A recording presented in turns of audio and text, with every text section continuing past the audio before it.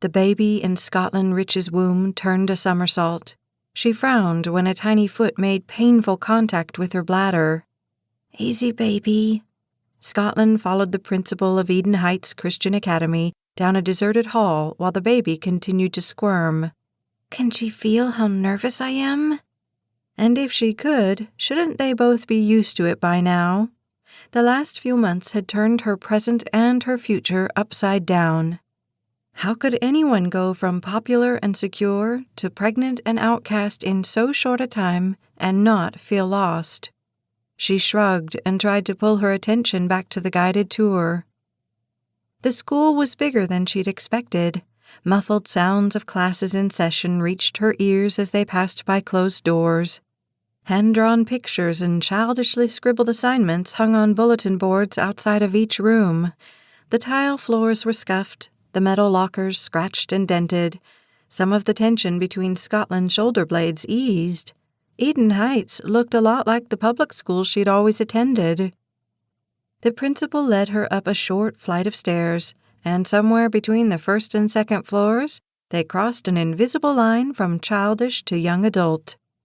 Goodbye crayon drawings, hello sports schedules, pep squad notices, and social event flyers.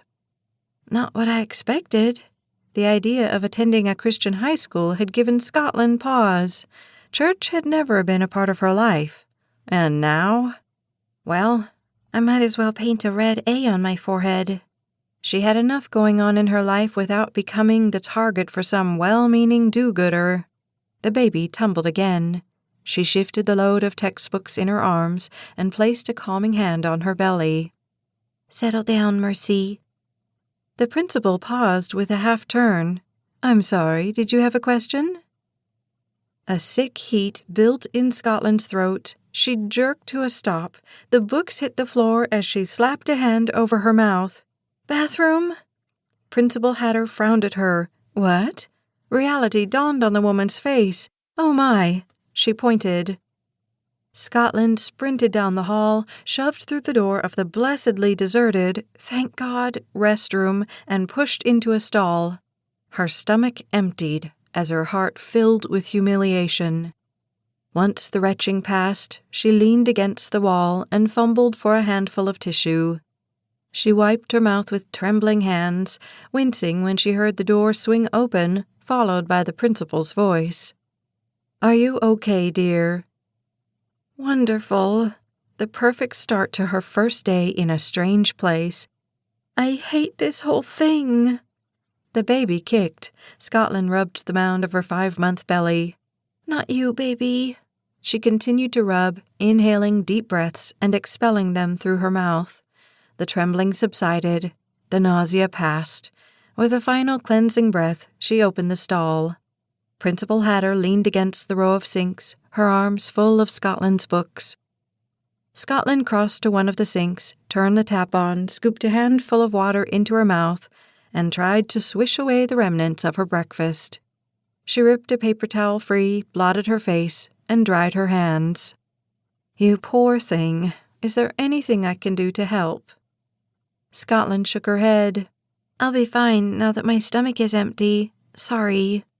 "You don't have to apologize. I carried 3 babies. I know how quickly nausea can sneak up on you." She shrugged. "Thanks. These days, I don't even know what to blame it on. The whole court thing looming over my head, being kicked out by my dad, or Mercie." "Mercie?" Her hand went back to her stomach. "My daughter, Mercie. Mercie.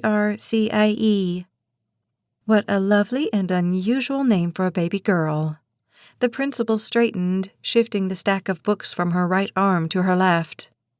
"I know this is a difficult time for you, but I admire your decisions. I'm here for you if you feel the need to talk.